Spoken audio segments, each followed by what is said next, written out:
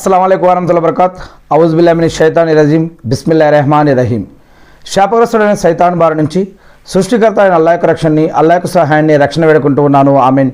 అల్లాహ్ ప్రవక్త ముహమ్మద్ సల్లల్లాహు అలైహి వసల్లం గారిపైన శాంతి సేవకాలు కురిపించడం వల్ల ఆమీన్.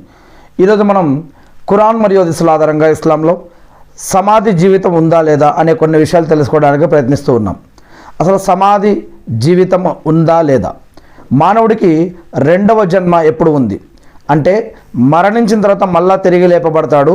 ఎందుకు అంటే బ్రతికి ఉన్నప్పుడు చేసిన మంచి చెడు పాపపుణ్యాలు హరాం హలాల్ జీవితాన్ని బట్టి దేవుడు ఒకరోజు మళ్ళా తిరిగి లేపుతాడు, అదే రెండవ జన్మ.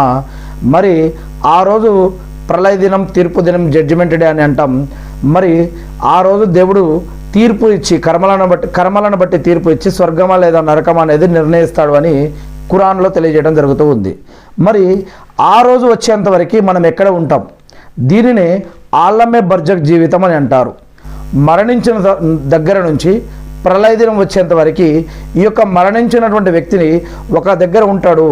దానిని ఆలమే బర్జక్ జీవితం అని ఖురాన్లో చెప్పడం జరుగుతూ ఉంది. మరి సమాధి జీవితం ఉందా? ఒక వ్యక్తి కాలిపోయినా, ఏదైనా ఒక జంతువు తినేసినా, నీటిలో కలిసిపోయినా, లేదా నీటిలో చేపలు తిన్నా, లేదా మట్టిలో పెట్టినా, మట్టిలో కలిసిపోయినా, మరి ఈ యొక్క ఆలమే బర్జక్ దశ అనేది ఎలా ఉంటుంది? మరియు ఆ యొక్క వ్యక్తి మళ్ళీ ప్రళయదినం రోజు లేపబడతాడా? ఇలాంటి అనేక విషయాలు ఖురాన్ మరియు హదీసుల ఆధారంగా మనం ఇంతకుముందు అనేక విషయాలు తెలుసుకోవడం జరిగింది. మరియు సమాధిలో ఇద్దరు దైవదూతలు వస్తారు అని, మరియు సమాధిలో కొన్ని ప్రశ్నలు అడగడం జరుగుతుంది అని, మరి సమాధిలో శిక్ష అనేది ఉంటుంది. మరి ఆ యొక్క శిక్ష ఆత్మక లేదా శరీరానికి కానీ, మరియు సమాధి శిక్షలు ఒకవేళ ఉంటే ఎన్ని రోజులు ఉంటాయని, ఇలాంటి అనేక విషయాలు.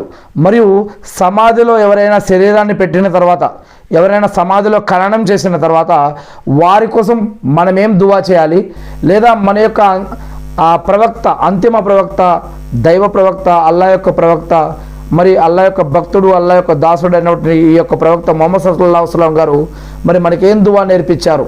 ఎవరైనా ఒక వ్యక్తిని సమాధిలో పెట్టిన తర్వాత ఏం దువా చేయమని మనకు నేర్పించారు?